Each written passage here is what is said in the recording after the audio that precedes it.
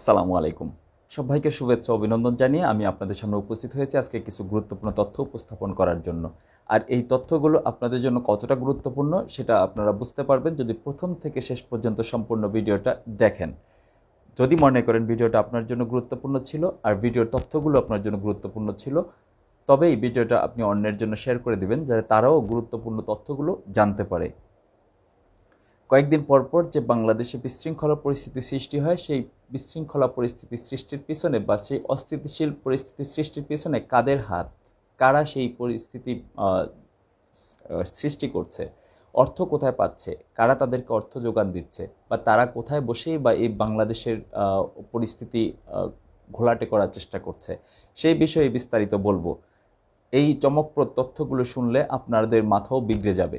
আপনারাও বুঝতে পারবেন যে এই যে কয়েকদিন পরপর সরকার উৎখাতের যে একটি নীল নকশা বাস্তবায়নের জন্য বাংলাদেশেরই কিছু লোকজন উঠে পড়ে লাগে, তারা আসলে কাদের ইন্ধনে, কাদের উস্কানিতে এই পরিস্থিতি ঘোলাটে করার চেষ্টা করে, সেই বিষয়ে বিস্তারিত জানানোর জন্য আমার এই ক্ষুদ্র প্রয়াস ভিডিওটি। আজকে আমি যেই থলের বিড়াল নিয়ে কথা বলবো সেই বিষয়টাই চলে যাচ্ছি। অবশেষে থলের বিড়াল বের হলো। তথাকথিত সাংবাদিক এবং বাংলাদেশ বিরোধী প্রোপাগান্ডার মেশিন নেত্র নিউজ এর সম্পাদক তাসনিম খলিলের দেশবিরোধী প্রচারণার কারণ ফাঁস হয়ে গেছে। সেই তথ্যগুলি আমার হাতে এসে পৌঁছেছে। নিউজের নামে ফেক অ্যান্ড ফ্যাব্রিকেটেড নিউজ ছড়ানোর জন্য কার কাছ থেকে টাকা পান তিনি, তাও জানালেন নিজের মুখেই। বিদেশিদের টাকা নিয়ে অনলাইনে রাষ্ট্রবিরোধী প্রচারণা ও গুজব ছড়িয়ে উগ্রবাদ উস্কে দিচ্ছেন তাসনিম খলিল নেত্র নিউজের। এমনই অভিযোগ বেশ কিছুদিন থেকেই, কিন্তু বিষয়টি এতদিন অস্বীকার করে আসছিলেন তাসনিম খলিল।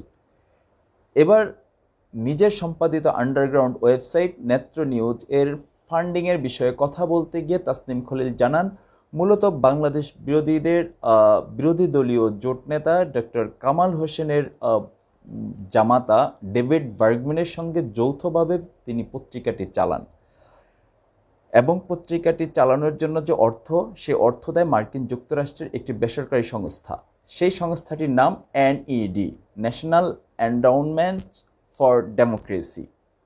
তাসনিম খলিলের দাবি, বিভিন্ন দেশে মানবাধিকার লঙ্ঘনের বিরুদ্ধে আওয়াজ তোলার জন্য স্বাধীন গণমাধ্যম প্রতিষ্ঠার লক্ষ্যে এনইডি বিশ্বব্যাপী ওই অর্থায়ন করে থাকে। তবে তাসনিম খলিল এনইডিকে বেসরকারি প্রতিষ্ঠান দাবি করলেও বাস্তবতা বলছে ভিন্ন কথা, এবং এই সত্যটি আটকে ওঠার মতো একটি সত্য। মূলত বিভিন্ন দেশের সরকার পরিবর্তনের বিষয়ে নীল নকশা বাস্তবায়নের যুক্তরাষ্ট্রের গোয়েন্দা বিভাগের হয়ে কাজ করে মূলত এই এনইডি প্রতিষ্ঠানটি। অর্ধযুগ আগে ফেসবুকে উত্তেজনা ছড়িয়ে রাতারাতি ইউক্রেন সরকারকে উৎখাত করেছিলেন মার্কিন গোয়েন্দা ও তাদের ইউক্রেনীয় এজেন্টরা। সেই উৎখাতের সঙ্গে ওতপ্রোতভাবে জড়িত ছিল এই প্রতিষ্ঠানটি এনইডি। এখন তাদের চোখ বাংলাদেশের দিকে, আর বাংলাদেশকে নিয়ে মার্কিনীদের এই নর্থ কোরিয়ার অংশ হয়েছেন তাসনিম খলিল। তবে তার পেছন থেকে পুরো প্রক্রিয়াটি কলকাঠি নাড়ছেন গত নির্বাচনে বিএনপি জামাত জোটের প্রধান সমন্বয়ক ডক্টর কামাল হোসেনের ব্রিটিশ বংশোদ্ভূত জামাতা ডেভিড বার্গম্যান।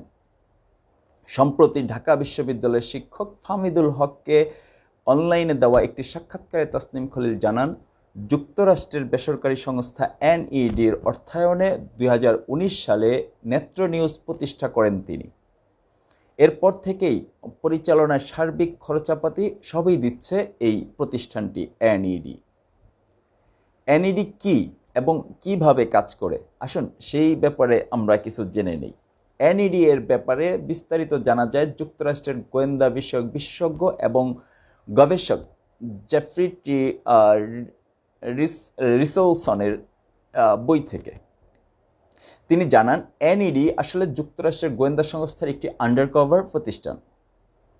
এর মাধ্যমে বিভিন্ন দেশের সরকার পরিবর্তনের বিষয়ে হস্তক্ষেপ করা হয়। যুক্তরাষ্ট্রের স্বার্থ রক্ষার প্রয়োজনে কোনো দেশের কোনো গোষ্ঠীকে ক্ষমতায় নিয়ে আসা কিংবা যুক্তরাষ্ট্রের স্বার্থের বিরুদ্ধে গেলে কোনো দেশের সরকারকে কৌশলে উৎখাত করার পটভূমিটা তৈরি করেন, রচনা করেন মূলত এই এনইডি। এজন্য তারা ওসব দেশের স্থানীয় বিভিন্ন গোষ্ঠীর সঙ্গে নেগোশিয়েট করেন, বিভিন্ন ইস্যুতে জনগণকে খেপিয়ে তোলে। পরবর্তীতে আন্তর্জাতিক মিডিয়ায় ওই দেশ ও সরকার সম্পর্কে নেতিবাচক সংবাদ প্রকাশ করার জন্য চাপ সৃষ্টি করে। এক পর্যায়ে আন্তর্জাতিক অঙ্গনে এই দেশের ভাবমূর্তি খারাপ হয়ে যায়, দেশের অভ্যন্তরে নৈরাজ্য বৃদ্ধি পায়, চূড়ান্তভাবে কেঁপে ওঠে সরকার।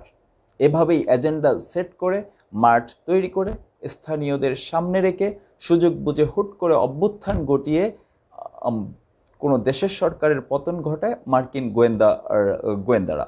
বাংলাদেশে 2013 সালের 5 মে শাপলা চত্বরে উগ্রবাদী সমাবেশ ঘটিয়ে একবার এই অপচেষ্টা করেও ব্যর্থ হয়েছেন বাংলাদেশ সরকারের দূরদর্শী এবং বিচক্ষণতার জন্য। এরপর সম্প্রতি আবারও উগ্রবাদীদের মাধ্যমে সেই পটভূমি তৈরির কাজ চলমান, সেটা আপনারা ইতিমধ্যেই প্রমাণ পেয়েছেন। যুক্তরাষ্ট্রের ন্যাশনাল সিকিউরিটি আর্কাইভের সাবেক সিনিয়র ফেলো জেফ্রি টি রিসলসন দীর্ঘদিন কাজ করেছেন জাতীয় নিরাপত্তা এবং গোয়েন্দা তথ্য সংগ্রহের বিষয়ে। তাই যুক্তরাষ্ট্রের জাতীয় গোয়েন্দা তথ্যের মহাফেজখানায় তার বিচরণ ছিল অবাধ। অনেক বছর ধরে পর্যবেক্ষণ করা এই সব তথ্যের আলোকেই বেশ কয়েকটি গ্রন্থ রচনা করেছেন এই রিসলসন। জাতীয় নিরাপত্তা এবং গোয়েন্দা তথ্য সংগ্রহের বিষয়ে তিনি একাধিক বিশ্ববিদ্যালয়ের বিশেষজ্ঞ হিসেবে পাঠদান করতেন। তার দুটি উল্লেখযোগ্য গ্রন্থ হল দ্য ইউএস ইন্টেলিজেন্স কমিউনিটি এবং the wizard of Langley, inside the CIS director of science and technology. 592 পৃষ্ঠার দ্য ইউএস ইন্টেলিজেন্স কমিউনিটি গ্রন্থের 16তম অধ্যায়ের নাম কভার্ট অ্যাকশন। এখানে আমেরিকা গোয়েন্দাদের আধুনিক কার্যক্রম সম্পর্কে উল্লেখ করেছেন রিসলসন বিস্তারিতভাবে। তিনি জানান, ছায়াযুদ্ধ শেষ হওয়ায় এবং 2001 সালে 9/11-এ ইসলামী উগ্রবাদীদের দ্বারা আমেরিকার টুইন টাওয়ার আক্রান্ত হওয়ার পর থেকে গোয়েন্দা সংস্থাগুলি কাজের ধরনের কিছু মৌলিক পরিবর্তন নিয়ে আসেন। CIA, FBI, State Department, Defence Intelligence Agency ও ন্যাশনাল সিকিউরিটি এজেন্সির কার্যক্রম নতুনভাবে ঢেলে সাজানো হয়েছে। তিনি লিখেছেন, সোভিয়েত ইউনিয়নের পতনের পরেই মূলত বিশ্বব্যাপী আদর্শিক দ্বন্দ্বের যে একটি পরিসমাপ্তি ঘটে, এটি ছিল এমন একটি দ্বন্দ্ব যার আবাসন ঘটাতে পশ্চিম ইউরোপের দেশগুলিতে গণতান্ত্রিক মূল্যবোধ ছড়িয়ে দিতে এবং সমাজতন্ত্র ও মার্ক্সবাদের বিরুদ্ধে প্রোপাগান্ডা ছড়াতে গোপনে প্রচুর লেখা ও প্রকাশনা ছড়াতে হয়েছে। এই বই থেকে গোয়েন্দাদের কার্যক্রমের ব্যাপারে আরও কিছু তথ্য জানা যায়। আগে রাজনৈতিক দলগুলোকে সমর্থন দেয়া বা কোনো কিছুর প্রচারণা কিছুটা গোপনে করা হতো, যেটাকে আমরা ব্যাকগ্রাউন্ড ওয়ার্ক হিসেবে জানি। তবে এখন তা ছদ্মবেশে কিন্তু অনেকটাই প্রকাশ্য করা হয়। বেসরকারি সংস্থা NED, national endowment for democracy, 1990 সালে নিকারাগুয়ায় ক্ষমতাসীন সান্দিনিস্তা বিপ্লবী গেরিলাদের বিরোধী রাজনৈতিক শক্তিকে ইন্ধন ও সমর্থন করে অবাধ নির্বাচন ও মার্কিন স্টাইলে গণতন্ত্রের ধোঁয়া তুলে তারা বিভিন্ন দেশে এভাবেই সরকারের উপর হস্তক্ষেপ করে এবং সরকার পতনে পটভূমি রচনা করে। এই বইয়ের 22তম অধ্যায়ে রিসলসন জানান, নিকারাগুয়া সরকারের পতনে এনইডি এর মাধ্যমে মার্কিন ভূমিকা পুরো পরিকল্পনাটি এই এনইডি নিয়েছিল। এই ব্যাপারে 1989 সালে আমেরিকার ন্যাশনাল সিকিউরিটি ডিরেক্টিভ কর্তৃপক্ষের সিদ্ধান্তের কথা হুবহু তুলে ধরেছেন তিনি তার বইতে। 1989 সালে সেই নির্দেশনায় বলা ছিল যে নিকারাগুয়ায় একটি অবাধ নির্বাচনের জন্য মার্কিন স্টেট ডিপার্টমেন্ট ব্যাপক পরিসরে প্রকাশভাবে কাজ করে পরিকল্পনা নিয়েছেন বা নেবে। ক্ষমতাসীন সান্দিনিস্তাদের সরকারের বিরুদ্ধে এই পরিকল্পনা গণতান্ত্রিকভাবে বাস্তবায়নের জন্য বিরোধীদের সঙ্গে নিয়ে সব ধরনের প্রচেষ্টাই করা হবে। এবং 1990 সালে এই পরিকল্পনা সফলভাবে বাস্তবায়ন করে সফল হয়েছিলেন তারা। প্রোপাগান্ডা ছড়িয়ে জনমত গঠন করে তারপর রাজনৈতিক শক্তির মাধ্যমে নিকারাগুয়ার সরকারের পতন তারা ঘটায়। এই অপারেশন সফলতা যুক্তরাষ্ট্রের নতুন প্রজন্মের গোয়েন্দা তৎপরতার ইতিহাসের একটি মাইলফলক যোগ করে দেয়। বাংলাদেশে মার্কিনীদের ষড়যন্ত্রের ইতিহাস খুবই জঘন্য। নিকারাগুয়া সরকার বদলের অভিযানটি সফল করতে তারা গণতন্ত্র রক্ষার অজুহাতে ছদ্মবেশী নাম দিয়ে national endowment for democracy NED একটি বেসরকারি সংস্থা চালু করে সিআইএ।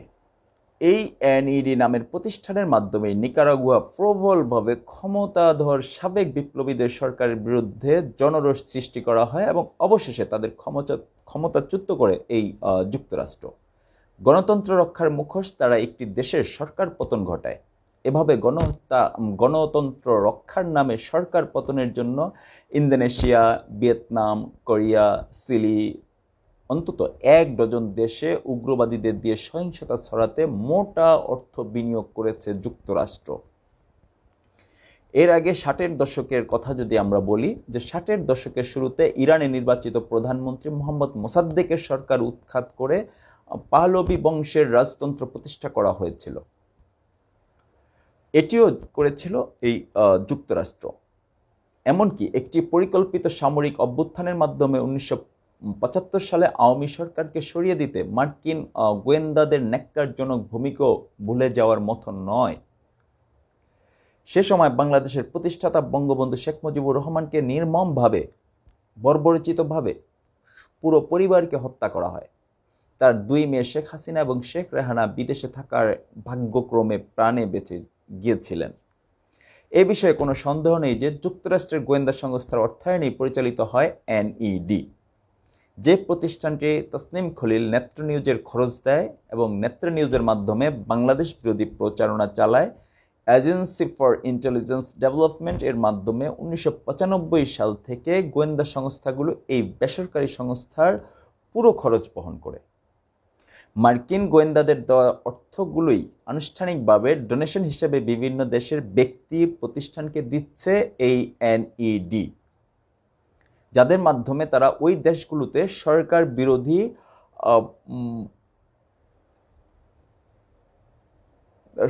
বিরোধী প্রচারণার অপারেশন চালাচ্ছে। যত হাত ঘুরেই আসুক, উন্নয়ন খাতের নামে সরবরাহ করা হয় এসব ফান্ডের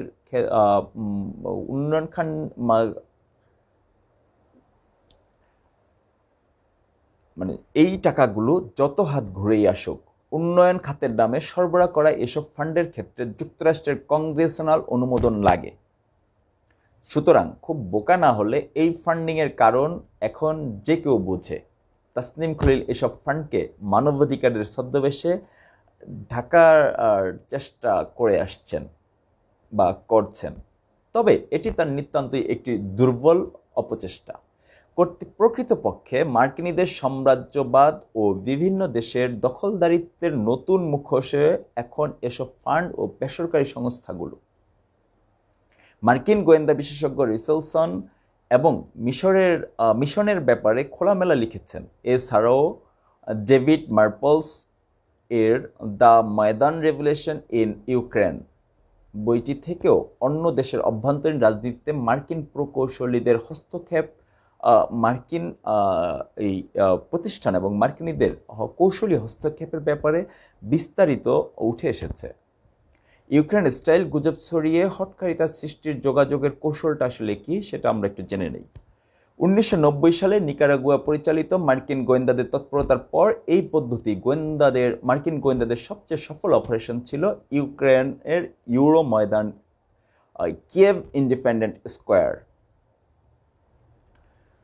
গণবিপ্লবের ছদ্মবেশে সরকার উৎখাত করে তারা সামাজিক যোগাযোগ মাধ্যম ব্যবহার করে জনগণকে বিভিন্ন ইস্যুতে উত্তেজিত করে তুলত এবং সেই সঙ্গে রাশিয়া সমর্থিত সরকারের বিরোধী পক্ষকে নিয়মিত অর্থায়ন করত। মানুষের মনে রোষ সৃষ্টির এক পর্যায়ে এক রাতে হুট করে ফেসবুক বিপ্লবের ডাক দেওয়া হয়। জমতে থাকে ক্ষুব্ধ জনতা। এরপর উত্তেজিত জনগণের আবেগকে ব্যবহার করে আকস্মাৎ ইউক্রেনের ক্ষমতার পরিবর্তন ঘটাতে সমর্থ হয় আমেরিকার গোয়েন্দা। ফলাফলে রাতারাতি সরকার পরিবর্তন। প্রখ্যাত সাংবাদিক Ted gallon carpenter national interest পত্রিকায় এ ব্যাপারে লিখেছেন, ইউক্রেন বিপ্লবের নামে এটি ছিল আসলে আমেরিকার একটি ধোঁকাবাজি। প্রকৃতপক্ষে ইউক্রেনের রাজনীতিতে মার্কিন প্রশাসনের হস্তক্ষেপে এই ঘটনাটি ছিল শ্বাসরুদ্ধকর এবং হৃদয় বিদারক। এদিকে গত জাতীয় সংসদ নির্বাচনে ধর্মভিত্তিক উগ্রবাদী গোষ্ঠীর চূড়ান্ত পরাজয়ের পর বাংলাদেশ সরকারকেও বদলানোর ষড়যন্ত্র করা হয়। এজন্য তারা ইউক্রেনের ইউরোপ ময়দান স্টাইলে কাজ করার সিদ্ধান্ত নেয়। সেই অনুসারে সোশ্যাল মিডিয়ায় ধারাবাহিকভাবে গুজব, অপপ্রচার ছড়িয়ে দেশের সাধারণ মানুষকে বিভ্রান্ত ও বিক্ষুব্ধ করে তোলার অব্যাহত প্রচেষ্টা চলমান রয়েছে। মূলত মার্কিন অর্থায়নে পরিচালিত এনইডি নামের এই বেসরকারি সংস্থাটি মানবিক অধিকার প্রতিষ্ঠার ছদ্মবেশে বিভিন্ন সময় সরকার বদলের নীল নকশা বাস্তবায়ন করে চলছে। বাংলাদেশ সরকার বদলানোর গ্রাউন্ড তৈরির জন্য Asian network for free election নামে একটি প্রতিষ্ঠানেও মার্কিন গোয়েন্দারা অর্থায়ন করেছে বলে জানা গেছে। এ কারণে গত নির্বাচনের সময় বিদেশি পর্যবেক্ষকদের বিভিন্নভাবে সরকারের ব্যাপারে নেতিবাচক বার্তা তারা দিয়েছে। মূলত কোনো স্বাধীন রাষ্ট্রের ভেতরে যুক্তরাষ্ট্রের গোপন তৎপরতার জন্য প্রকাশ্য একটি পটভূমি তৈরি করে এই এরা। এরই অংশ হিসেবে এনইডি এর মাধ্যমে প্রতিষ্ঠা করা হয়েছে নেত্র নিউজকে, এবং কারি কারি টাকা পাচ্ছেন তাসনিম খলিল ও ডক্টর কামাল হোসেনের বিদেশি জামাতা ডেভিড বার্গম্যান। অবশ্য এরকম অপসাংবাদিকতার কারণে বাংলাদেশের দুটি পৃথক গণমাধ্যম থেকে চাকরিচ্যুত হয়েছেন বার্গম্যান। পরে বাংলাদেশের স্বাধীনতার বিকৃতির দায়ে আদালতের সাজাও পান এই ব্রিটিশ শ্বেতাঙ্গ। ষড়যন্ত্র বাস্তবায়নের তৎপরতা বিএনপি, জামাত, হেফাজত, এ ব্যাপারেও আমরা একটু জানি। শুধু আন্ডারগ্রাউন্ড নিউজ পেপারের গুজব ছড়িয়েই থেমে নেই এই ষড়যন্ত্রকারী নীল নকশাকারীরা। ইউটিউবের কনেক্সরার অবসরপ্রাপ্ত কর্নেল শহীদুদ্দিন খান, অবসরপ্রাপ্ত মেজর দেলোয়ার, শহীদুল আলম, মাহমুদুর রহমানরা ইউক্রেনের ইউরো ময়দান স্টাইলে প্রচারণা দ্বারা অনুপ্রাণিত হয়ে অনলাইন জুড়ে সরকার বিরোধী প্রচারণা চালিয়ে যাচ্ছেন অনবরত। যা হোক, এতদিন অর্থায়নের ব্যাপারে চুপ থাকলেও সম্প্রতি মুখ খুলেছেন তাসনিম খলিল। তবে তিনি ন্যাশনাল এন্ডাওমেন্ট ফর ডেমোক্রেসি তথা এনইডি এর টাকায় দেশবিরোধী অপপ্রচারকে মানবতার দোহাই দিয়ে নিজেকে বাঁচানোর একটি অপচেষ্টা করেছেন। কিন্তু দুঃখের বিষয়, ইন্টারনেটের এই যুগে এসব কপটতা ঢেকে রাখা যায় না। এরা এখন বিশ্বব্যাপী সচেতন মানুষেরা সবাই জানে যে এনইডি এর সঙ্গে গণতন্ত্র বা মানবতার আদৌ কোনো সম্পর্ক ছিল না, বর্তমানেও সম্পর্ক নেই, ভবিষ্যতেও কোনো সম্পর্ক স্থাপিত হবে বলে মনে হয় না। এটি একটি রাক্ষসের প্রতিষ্ঠান যা বিভিন্ন দেশের রক্তপাত ঘটায়। এনইডি মার্কিন গোয়েন্দাদের একটি প্রজেক্ট। এই যুক্তরাষ্ট্রের আগ্রাসী গোপনীয় কার্যাবলীর সামর্থ্য ছড়ানোর পরিপূরক হিসাবে প্রকাশ্য নটকিরার একটি ছদ্মবেশী অংশ মাত্র। আর এই আন্তর্জাতিক ষড়যন্ত্রকারী চক্রের সঙ্গে উগ্রবাদী বিএনপি, জামাত, হেফাজত ও ধর্ম ব্যবসায়ী ধর্মান্ধ গোষ্ঠীগুলো একত্রে মিলে অনলাইনে গুজব, অপপ্রচার ছড়িয়ে, মিথ্যা তথ্য, আজগবি উপাত্ত ছড়িয়ে দেশের সাধারণ মানুষকে হুট করে উত্তেজিত করে একটি নাশকতার পরিবেশ সৃষ্টি করে পরিবেশের মধ্যে ফেলতে চাচ্ছে মূলত দেশকে।